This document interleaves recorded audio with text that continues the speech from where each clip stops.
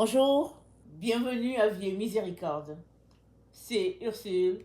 Bonne et heureuse année 2026. Alors, nos détresses sont légères par rapport à la gloire de Dieu. Amen. Alors, si tu es un être humain, c'est sûr et certain que tu es déjà passé par des moments difficiles. Ça, c'est sûr.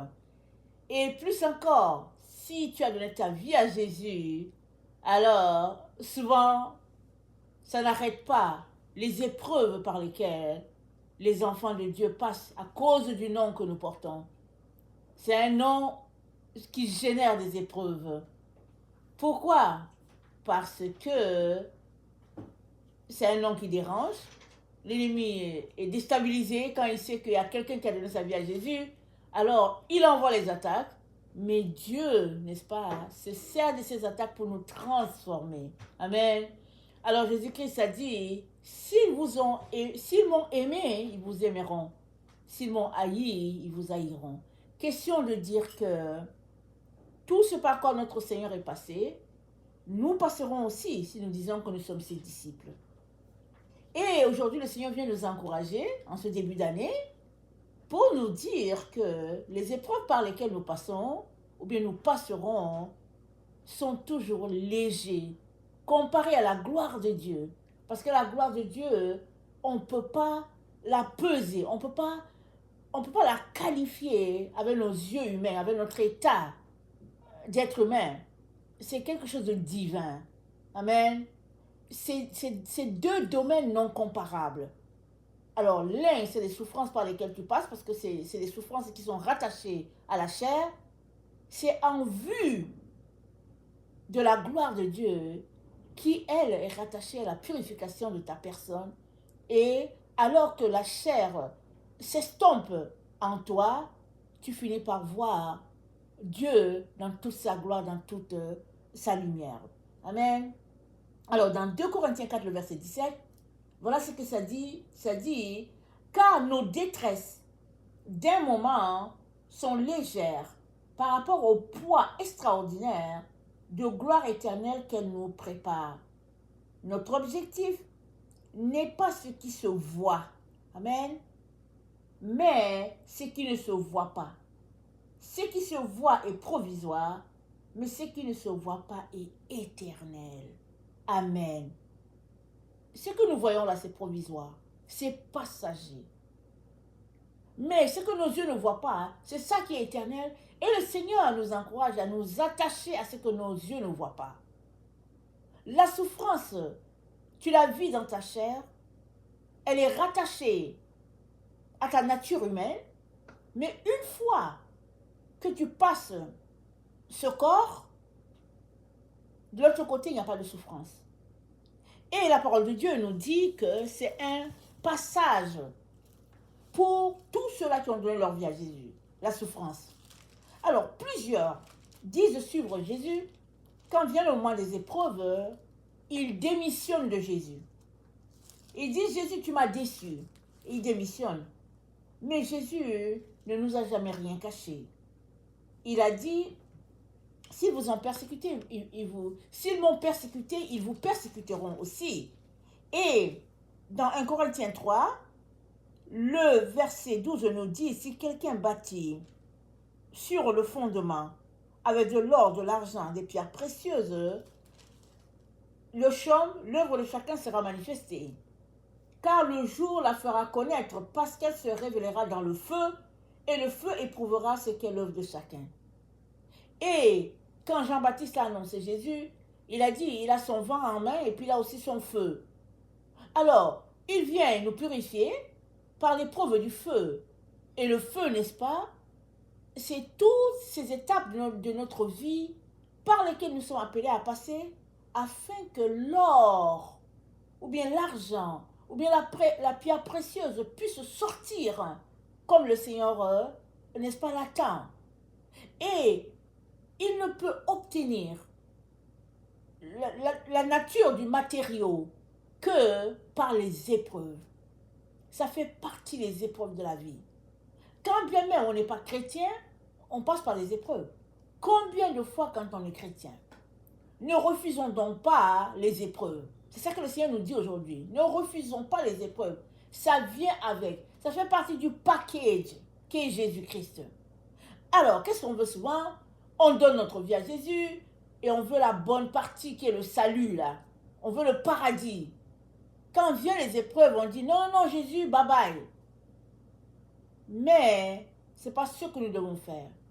Cette année, en ce début d'année, le Seigneur nous encourage à aller plus loin, à nous réjouir des épreuves par lesquelles nous passons, parce qu'elles nous rapprochent de Dieu. Parce que Dieu est en train d'extirper tout ce qui est difficulté, tout ce qui est charnel, afin que nous puissions paraître devant Dieu dans toute la pureté, dans toute la gloire, parce qu'il nous purifie à l'exemple de son Église. Il ne veut pas nous laisser dans le monde et il nous aime tellement que ce qui peut nous empêcher de voir Dieu, Jésus-Christ, n'est-ce pas, l'expose par les différentes épreuves par lesquelles nous passons. C'est souvent difficile, oui, parce que la chair est faible. Mais que ces épreuves ne nous découragent pas au point où on tourne le dos à Jésus. Amen. Ne tournons pas le dos à Jésus à cause des épreuves, mais persévérons. Amen. Alors, c'est dit dans 2 Corinthiens 4. On va lire le passage dans 2 Corinthiens 4. Au verset 1, c'est dit: c'est pourquoi, ayant ce ministère selon la miséricorde qui nous a été faite, nous ne perdons pas courage. Nous rejetons les choses honteuses qui se font en secret, nous n'avons point une conduite astucieuse et nous n'altérons point la parole de Dieu. Mais en publiant la vérité, nous nous recommandons à toute conscience d'homme devant Dieu. Si notre évangile est encore voilé, il est voilé pour ceux qui périssent. Pour les incrédules, dont le Dieu de ce siècle a aveuglé l'intelligence, afin qu'ils ne vissent pas briller la splendeur de l'évangile de la gloire de Christ qui est l'image de Dieu. Amen. Donc, les épreuves par lesquelles nous passons servent à la purification de ta personne, si bien que l'évangile de Jésus-Christ ne soit pas estompé, bloqué en toi à cause des choses de ce monde. Alors, l'évangile reste voilé pour plusieurs personnes, même pour les enfants de Dieu qui marchent avec Jésus. Pourquoi? À cause des choses de ce monde. Et Pierre nous dit, Jésus-Christ ne nous a pas sauvés pour les choses périssables. Il ne nous a pas sauvés par les choses périssables, pardon. Il nous a sauvés par son sang. Son sang a coulé, son eau a coulé pour nous purifier, pour nous racheter, pour nous laver de toutes nos souillures. Il a donné sa vie pour que nous puissions avoir la vie. En retour, est-ce les souffrances de la vie qui vont nous éloigner de notre Dieu? C'est la question que Dieu nous pose. Non. Chers frères et chères sœurs, encourageons-nous. Ce n'est pas ces choses périssables qui devraient nous garder loin de notre Jésus. Venons devant lui avec nos pleurs, nos souffrances. Il va nous aider à sortir de ces situations qui sont pénibles. Et si ce n'est pas une situation par laquelle nous pouvons être éloignés, alors qu'il nous donne la grâce de passer à travers. Quand nous lisons les épreuves de Paul, il y a eu des moments où il n'a pas pu se sauver. Et il a subi toutes sortes de bastonnades. Mais, une fois revenu à lui, il a continué de prêcher l'évangile. Alors, je ne dis pas que tu vas subir les mêmes souffrances que Paul. Je ne dis pas ça. Chacun a son type d'épreuve par rapport à ce que Dieu a pour toi. Mais que les épreuves de la vie ne t'empêchent pas de répandre l'évangile de Jésus-Christ. Amen. Que ça ne t'empêche pas. Au contraire, plus la persécution est là, plus nous devons courir avec l'évangile afin que le plus grand nombre puisse recevoir Christ et parvienne au salut. Amen. Alors, dans 2 Thessaloniciens,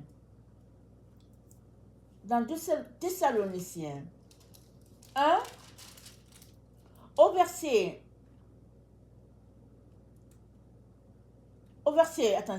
11, c'est dit, voilà pourquoi nous prions continuellement pour vous, afin que notre Dieu vous trouve digne de l'appel qu'il vous a adressé, que par sa puissance, il vous donne d'accomplir tout le bien désiré et rende active votre foi. Qu'il rende active votre foi. Comment notre foi sera-t-elle active? C'est par les épreuves par lesquelles nous allons passer. Le Seigneur les permet pour nous purifier et nous donner de pouvoir avancer avec l'œuvre de Dieu. Alors, il vient tester notre foi. Un peu comme un professeur qui te donne un examen pour savoir si tu as compris la matière. Ça fait partie. Amen. Ne nous décourageons pas et continuons de répandre l'évangile parce que c'est le nom de notre Seigneur Jésus-Christ qui doit être glorifié en nous. Ce n'est pas nous qui devons être vus. C'est Jésus-Christ qui doit être glorifié afin que le règne de Dieu puisse se répandre sur la terre et toujours et toujours. Parce que Jésus-Christ est venu, n'est-ce pas, pour répandre son règne sur la terre, pour sauver les gens. Et béni soit l'Éternel, il a décidé de nous utiliser comme toi, comme moi, comme les autres. Souvent, c'est vrai, les épreuves sont telles qu'on a l'impression qu'on va périr, comme ce qu'a vécu les apôtres. Mais Dieu a été avec eux et ils ont accompli ce qu'ils devaient accomplir jusqu'à ce qu'ils rentrent à la maison. Ce sera pareil pour chacun d'entre nous qui prêchons Christ. Ne nous décourageons pas, continuons tout simplement à répandre Jésus, à parler de Jésus. N'ayons pas honte de l'évangile. Notre évangile, l'évangile de Jésus-Christ, n'est pas voilé. C'est un évangile pour tout le monde. Et Jésus-Christ n'est pas venu pour les bien portants. Il est venu pour les malades. Toute l'humanité a besoin de Jésus. Ne nous limitons pas et ne limitons pas les gens. Ne disons pas, lui, je ne veux pas aller là-bas parce que je serai persécuté. Lui, je ne veux pas aller là-bas parce qu'il ne va pas croire. Non. Répandons la parole comme le bon semeur qui est sorti pour s'aimer et les graines sont tombées par-ci et par-là. Notre travail à nous, c'est de répandre la parole de Dieu. Et Dieu sait comment il va prendre les efforts que nous faisons pour répandre les grâces par-ci et par-là. Amen. Que le nom de notre Dieu soit béni, alors que son œuvre avance.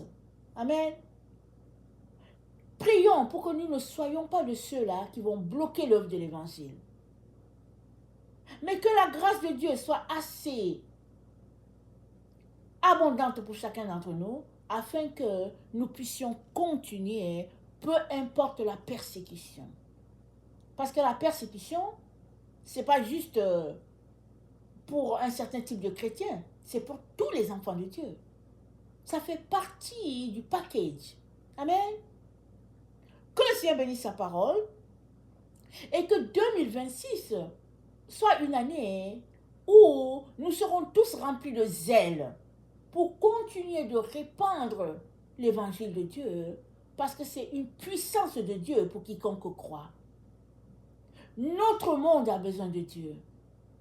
Et Dieu a choisi les moyens les plus vils pour atteindre l'humanité.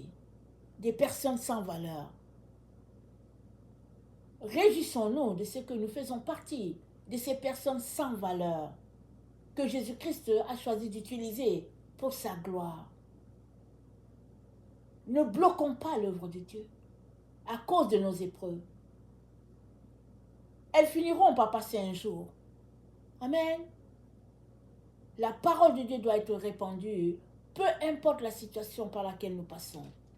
Amen. Que le nom de notre Dieu soit béni et que sa gloire se répande.